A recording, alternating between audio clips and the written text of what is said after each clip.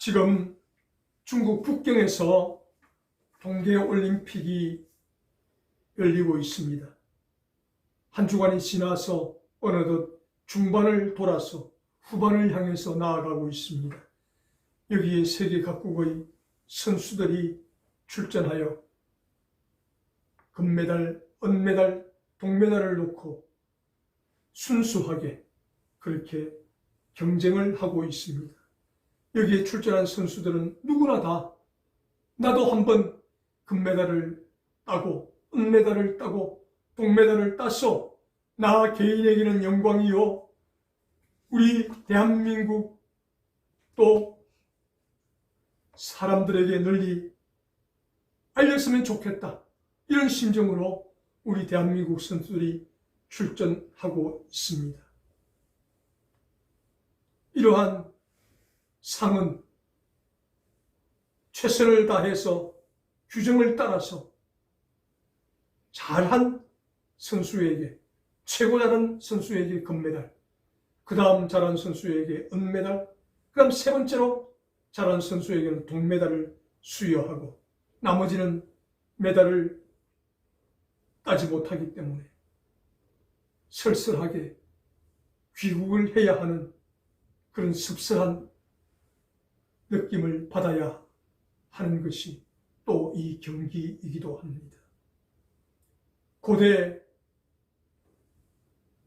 사회에서 전쟁을 통해서 많은 나라들이 다른 나라를 정복하고 자기 나라를 큰 나라로 만들기 위해서 힘쓰고 애쓰고 노력했습니다. 이때 이 전쟁에 나가서 열심히 충성을 다한, 공을 세운 병사들에게 각 나라의 왕들이 특이한 방법으로 상을 주는 제도가 있었습니다. 그런데 페르시아 왕은 전쟁에서 돌아오면 병사들을 세워놓고 입을 벌려라. 그래서 입을 벌리면 그 입 안에 금을 가득 채워주는 상의 제도가 있었습니다. 그리고 로마 황제는 전쟁에서 공을 세운 사람들에게 상을 주지만 특별히 그 전쟁에서 부상을 입은 선수들에게 더 큰 상을 줍니다. 한쪽 팔을 잃은 병사가 있으면 금으로 한쪽 팔을 만들어 상을 수여합니다. 양쪽 팔을 잃은 선수가 있다면, 병사가 있다면 양쪽 팔을 금으로 제작해서 상을 수여합니다. 이것이 로마 황제의 상 수여법이었습니다. 그리고 200만 명도 안 되는 인구를 가지고 전 세계를 정복하다시피 한 칭기스칸은 특별히 전쟁에서 목숨을 걸고 싸운 사람들을 나의 사람이다, 타르탄이다 라고 불렀습니다. 그러면서 그들에게 특권을 부여합니다.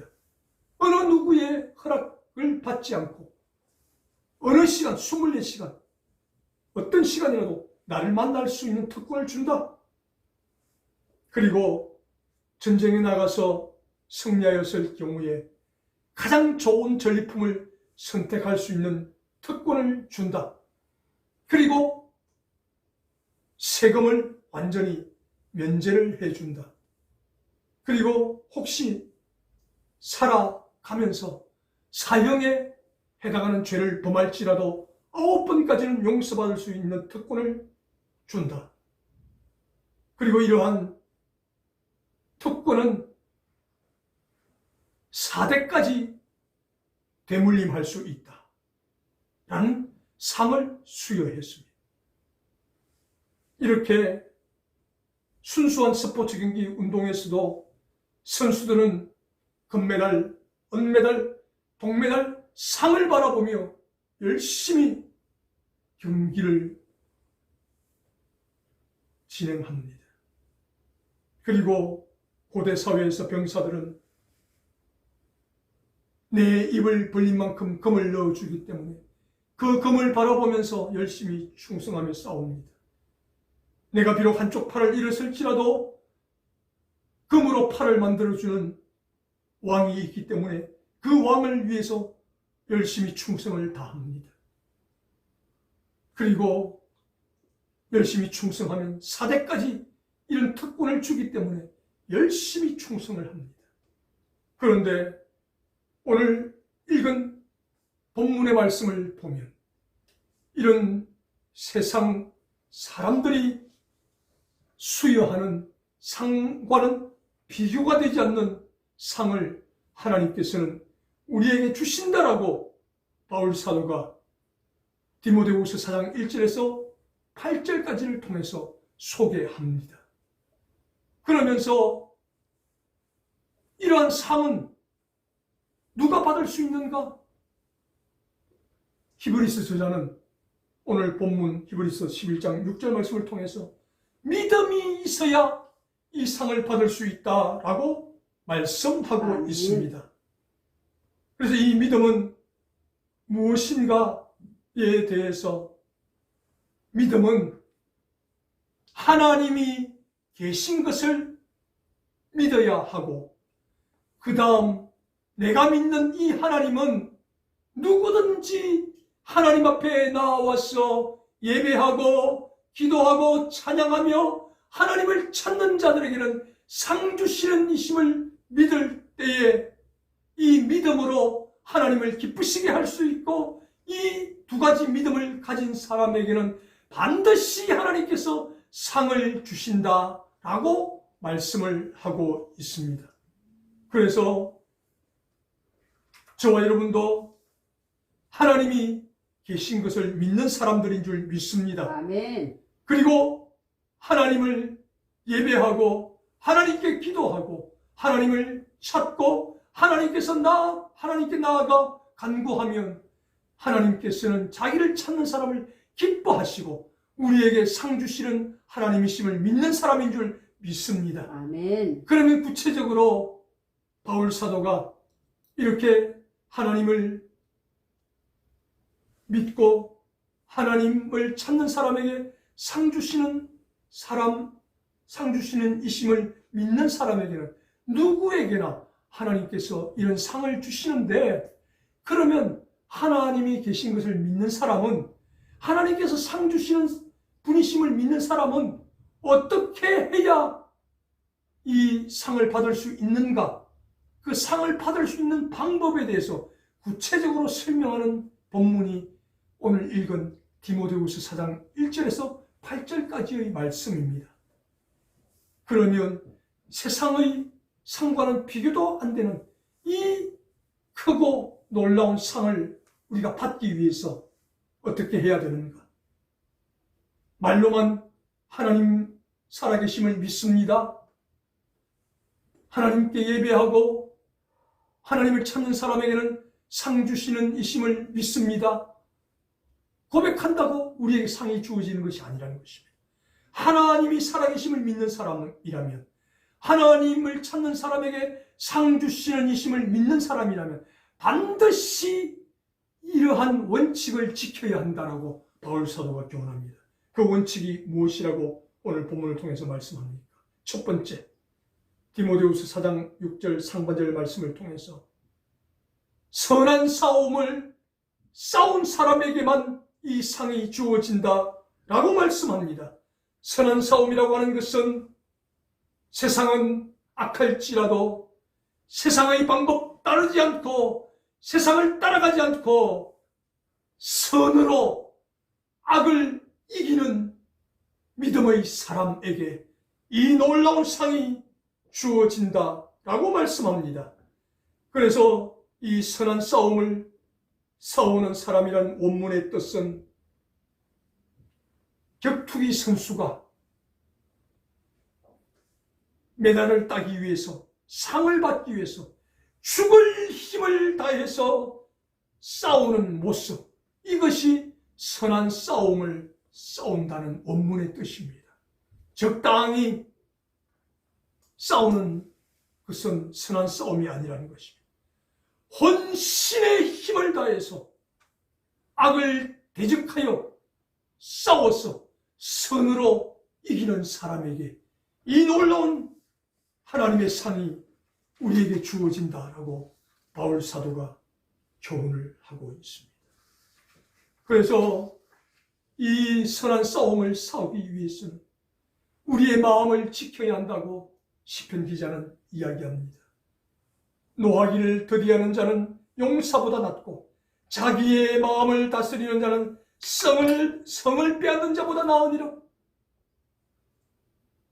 자기 마음을 다스리지 못하면 아무리 훌륭한 용사라도 쓸모가 없다는 것입니다.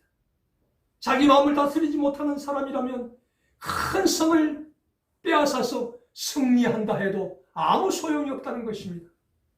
그래서 이 우리의 마음이 악한 마음으로 기울지 아니하고 항상 선한 마음으로 기울 수 있도록 자기의 마음을 다스리는 자가 큰 용사보다 낫고 성을 빼앗는 자보다 훨씬 낫다라고 시편 기자가 고백합니다. 그리고 너의 전에도 이런 지혜를 받은 자가 없고 너의 후에도 이런 지혜를 받는 자가 일어남이 없으리라. 하나님의 전무후무한 축복을 받았던 솔로몬도 마음이 중요하다라고 우리에게 교훈합니다. 잠언 4장 23절 말씀을 통해서 무릇 지킬 만한 것보다 더욱 내 마음을 지키라. 생명의 근원이 이에서 남이니라. 아멘. 아멘. 마음을 지키지 못하면 이 생명을 빼앗긴다는 것입니다. 어떤 생명? 천국에 가는 영생의 생명을 빼앗긴다는 것입니다. 그러나 우리가 이 마음을 선으로 잘 지키기만 하면 영생의 생명을 지킬 수 있다는 것입니다. 그래서 우리 마음의 상태에 따라서 영생의 생명을 지킬 수 있느냐, 지키지 못하느냐가 판가름 난다는 것입니다. 그래서 솔로몬도 시편 기자도 우리의 마음을 지키는 것이 너무너무 중요하다는 것입니다. 그래서 이런 마음을 잘 지켜서 선함을 가지고 혼신의 힘을 다해서 악과 싸워 이기는 사람에게는 그 사람이 1000명이 되든 10,000명이 되든 상관없이 하나님께서 놀라운 상을 주신다라고 바울 사도가 교훈합니다. 이런 첫 번째 상의 원리를 기억하면서 저와 여러분 세상과 절대로 야합하거나 타협하지 마시기 바랍니다. 하나님께서 우리에게 주신 이 선으로 악과 싸워서 이김으로 하나님께서 예비하신 상을 다 받아 누리는 우리 모두가 될 수 있기를 주님의 이름으로 축복합니다. 아멘. 두 번째로 바울 사도가 이 놀라운 하나님의 상을 받는 두 번째 비결은 무엇인가? 디모데후서 4장 6절 중반절 말씀을 통해서 달려갈 길을 잘 마친 사람에게 주어진다라고 말씀합니다. 나의 달려갈 길을 마치고, 아멘. 이 마치고라는 말은 다 왔다 라는 뜻입니다. 다 왔다. 우리 옛 속담 가운데 아주 잘못된 속담이 있습니다. 어디로 가든지 뭐로 가든지 서울만 가면 된다 라는 그런 속담이 있습니다. 이 말의 진정한 뜻이 무엇입니까? 수단 방법을 가리지 않고 어떤 길로 가더라도 목적지만 도착하면 되는 것이다라는 뜻입니다. 그러나 우리 하나님은 그렇지 않습니다. 성경은 그렇게 말씀하지 않습니다.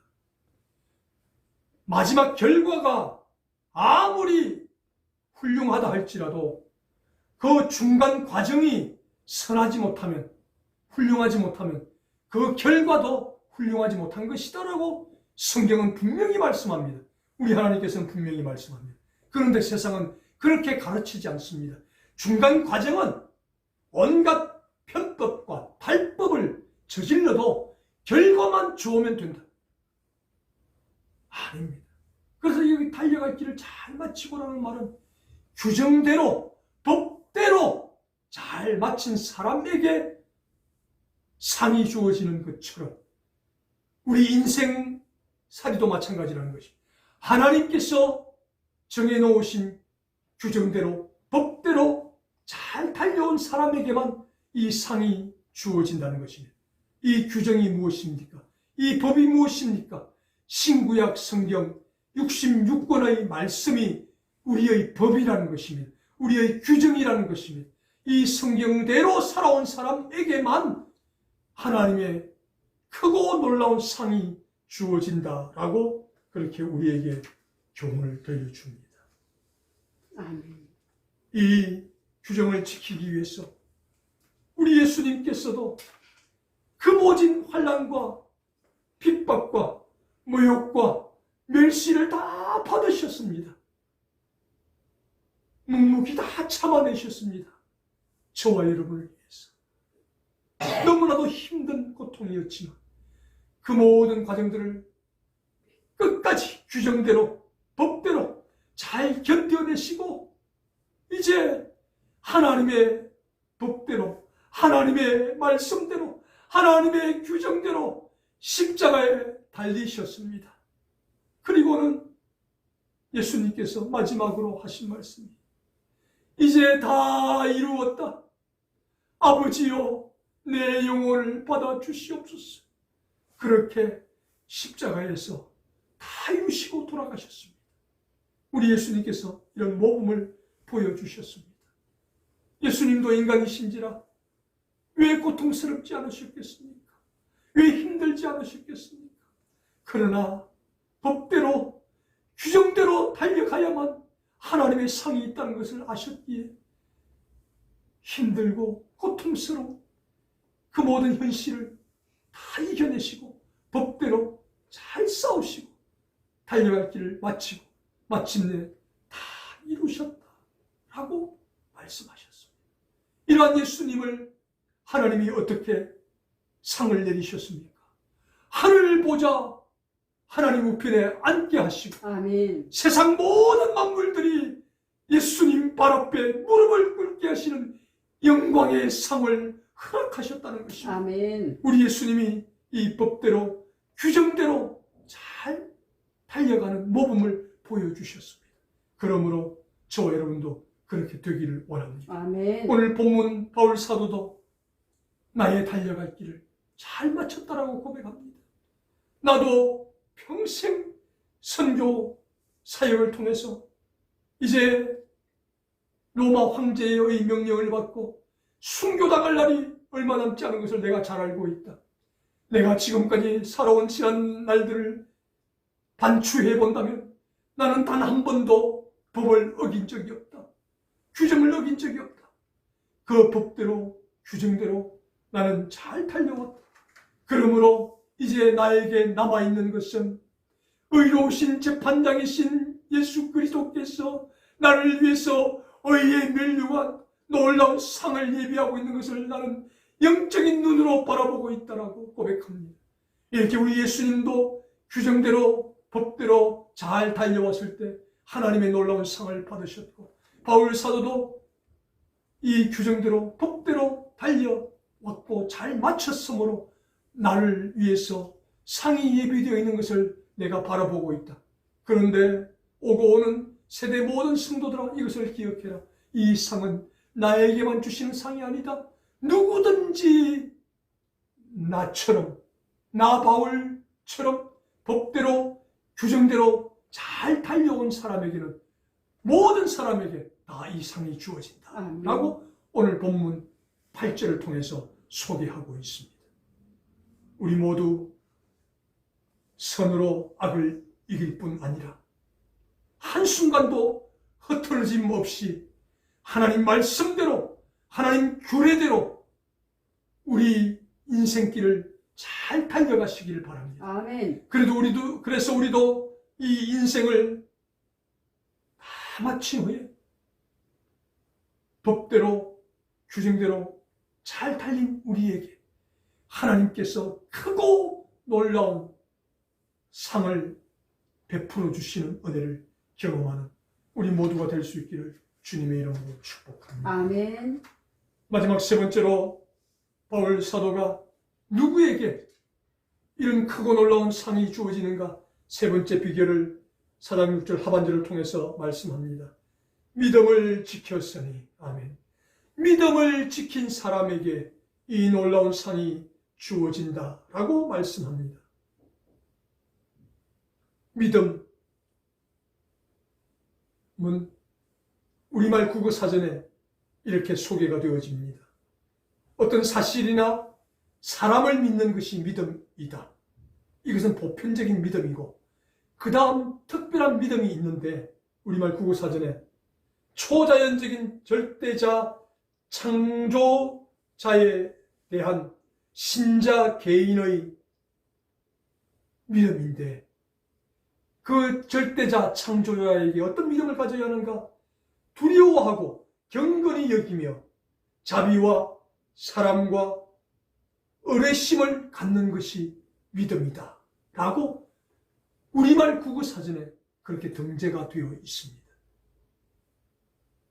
절대자 창조주 하나님을 두려워하고 경건히 여기며 그분을 절대적으로 신뢰하는 것이 믿음이라는 것입니다. 그러면 이렇게 절대자요 창조주이신 하나님을 우리가 두려워하고 경건히 여기며 절대적으로 신뢰해야 되겠는데, 무엇을 우리가 신뢰해야 됩니까? 그것은 온 인류를 구원하시기 위해서 하나밖에 없는 독생자 외아들 예수 그리스도를 이 땅에 보내어 주시어 십자가에 죽게 하신 그 사실을 믿는 믿음입니다. 아멘. 그리고 죽으신 예수님을 사흘 만에 부활시키신 하나님의 능력을 믿는 믿음입니다. 아멘. 그리고 그분이 이 땅에 계시다가 하늘나라로 성천에 가신 것을 믿는 믿음입니다. 그리고 하늘보좌 우편에서 지금도 저와 여러분을 위해서 중보하며 기도하고 계시다가 하나님께서 이 땅을 심판하러 가라고 말씀하시면 책임주로 보내실 그 하나님을 믿는 절대적인 신뢰, 이것이 믿음이라는 것입니다. 그래서 이 믿음을 우리의 삶을 통해서 끝까지 굳건하게 지켜내는 사람만이 하나님의 놀라운 상을 받을 수 있다라고 우리에게 교훈을 들려주고 있습니다. 우리나라 소설가인 김성한 씨가 쓴 소설 바비도라는 소설이 있습니다. 이 바비도는 영국을 무대로 한 소설인데 실화를 바탕으로 기록한 소설입니다. 바비도, 소설 이름처럼 이 바비도가 사람 이름입니다.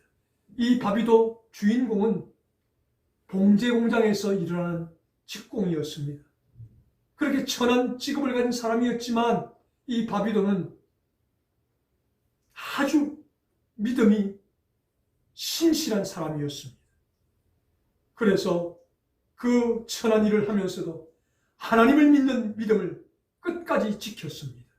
그런데 이 믿음을 지켰다는 이유 때문에 그는 재판에 회부되어 사형을 언도받았는데 불에 태워 죽임을 당하는 화형을 언도받았습니다. 이때 황태자 헨리가 바비도에게 이야기합니다. 바비도, 나는 너를 살려주고 싶다. 그러니 너의 믿음을 한번 바꾸어 보아라. 믿음의 대상을 예수에서 다른 존재로 바꾸어 보아라. 그렇게 회유를 합니다. 이때 바비도가 결코 그럴 수 없습니다. 나를 위해서 십자가에 죽으시고 부활하시고 성천하시고 재림하여 오실 나를 구원하신 나의 죄를 사하신 예수 그리스도에 대한 믿음을 결코 바꿀 수 없습니다. 결국 많은 장작더미 위에 올려집니다. 그리고 군인들이 횃불을 가지고 와서 그 장작에 불을 놓기 위해서 다가옵니다. 이때 헨리 황태자가 멈추어라 소리를 지릅니다. 그리고는 이렇게 말합니다. 나는 지금까지 양심이라는 것은 비겁한 사람들의 그 치장이요 정의는 권력의 버섯인 줄만 알았다. 그런데 나는 지금 그 양심이, 그 정의가 정말 존재한다는 것을 깨달았다. 바비도의 양심은, 바비도의 정의는 참 양심이고 참 정의이라는 것을 내가 깨달았다. 바비도를 풀어주어라. 그래서 바비도는 화영장에서 길박된 상태에서 풀림을 당하고 노임을 당하고 자유를 얻어서 믿음생활, 신앙생활 잘하게 되었다라는 김성한 씨의 소설 바비도의 이야기. 이렇게 믿음을 바꾸기만 하면 살려주겠다는 회유 앞에 끝까지 믿음을 지켰던 바비도에게 주시는 하나님의 선물이었다고 김성한 작가는 이야기하고 싶어 했던 것입니다. 마찬가지로 저와 여러분도 마찬가지입니다. 이 세상을 살아가면서 얼마나 많은 것들이 우리를 유혹하고 미혹하고 회유하는지 모릅니다. 적당히 눈 감아라. 적당히 탈패라. 그럼 내가 너에게 명예도 주겠다. 권력도 주겠다. 부도 주겠다. 권세도 주겠다. 이런 일들이 얼마나 비일비재하게 일어나는지 모릅니다. 그래서 이런 유혹 앞에, 이런 미혹 앞에 수많은 그리스도인들이 무너집니다. 돈 앞에, 권력 앞에, 명예 앞에, 권세 앞에 타협하고 다 찾아갑니다. 우리나라 299명이나 되는 국회의원 가운데 63%가 그리스도인이라는 통계가 나옵니다. 그런데 그 63%의 그리스도인들만 참 믿음을 지킨다면 어떻게 국회에서 그런 악한 법들이 통과될 수 있습니까?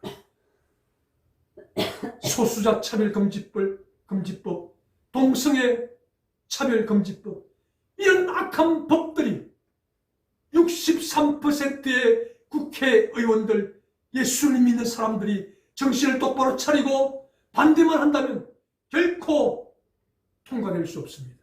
그런데 그들 가운데 상당수의 국회의원들이 교회 다니는 개신교인이라고 하면서도 불의와 타협하고 눈 감아주고 그래서 투표를 찬성함으로 악한 법이 다 통과되는 현실을 우리가 만나고 있습니다. 과연 그 사람들이 믿음을 지켰다고 말할 수 있겠습니까? 그것은 국회의원들만 그런 것이 아닙니다. 오늘 한낱 민초에 불과한 저와 여러분들도 하나님 보시기에 큰 일은 아닐지라도 아주 사소한 일, 작은 일, 우리의 일상생활 속에서 세상이 주는 어떤 회유와 유혹에 넘어가지 마시고 타협하지 마시고 끝까지 이 믿음을 지켜내심으로 하나님께서 예비하신 그 크고 놀라운 상을 받는 대열에 다 합류하게 되기를 주님의 이름으로 축복합니다. 아멘. 그렇습니다. 사랑하는 여러분, 지금 우리 대한민국 올림픽 선수들은 구슬땀을 흘리며 금메달, 은메달, 동메달을 따기 위해서 노력하고 있습니다. 자기 개인의 영광이요, 우리 대한민국의 국위를 선양하기 위해서 그렇게 죽을 힘을 다해서 지금 경기에 임하고 있습니다. 그렇다면 저와 여러분들도 마지막 날 주님 앞에 섰을 때 자기를 찾는 자들과 자기를 살아계신 하나님으로 믿는 자에게는 누구에게든지 다 이 상을 주시는 하나님, 하나님을 살아계신 하나님으로 믿고 하나님이 상 주시는 이심을 믿는 사람이라면 어떤 경우에도 선으로 악을 이겨서 싸우는 선한 싸움을 싸우는 저와 여러분 되시기를 바랍니다. 아멘. 그리고 이 싸움을 싸우되 법을 이탈하고 규정을 이탈한 싸움이 아니라 법대로 규정대로 잘 싸우는 사람들 되시기를 바랍니다. 아멘. 그리고 믿음을 지키는 사람 되시기를 바랍니다. 아멘. 아무리 세상이 좋은 것으로, 귀한 것으로 우리를 유혹하고 미혹한다 할지라도 하나님을 믿는 믿음을 가지고 끝까지 이 싸움을 잘 싸우고 나의 달려갈 길을 잘 마치고 주님 앞에 섰을 때 바울 사도를 위해서 예비해 놓으신 그 놀라운 상이 저와 여러분의 상이 될 수 있기를 주님의 이름으로 축원합니다. 아멘. 사랑하시는 우리 하나님 아버지 감사합니다. 지금 올림픽 경기가 한창인 시즌입니다. 우리 대한민국 선수들이 개인의 영광을 위해서 우리 대한민국의 국위를 선양하기 위해서 죽을 힘을 다해서 저렇게 노력하고 있습니다. 저 모습을 보면서 우리도 따라가기를 원합니다. 본받기를 원합니다. 그러나 우리의 싸움은 달라야 합니다. 선으로 악을 이기는 싸움이 되게 하여 주옵소서. 법대로, 규정대로, 말씀대로 잘 싸우는 싸움이 되게 하여 주시옵소서. 세상의 그 어떤 유혹과 미혹에도 넘어가지 않는 믿음을 잘 지키는 싸움의 사람들이 되게 해 주시옵소서. 그래서 마지막 날 주님 앞에 섰을 때 잘하였도다 착하고 충성된 종아, 예수님의 음성을 들으면서 우리를 위해서 예비해 놓으신 그 크고 놀라운 상을 다 받아 누릴 수 있는 우리 모두가 되게 해 주시옵소서. 감사하오며 우리 예수님 이름으로 기도드리옵나이다. 아멘. 아멘.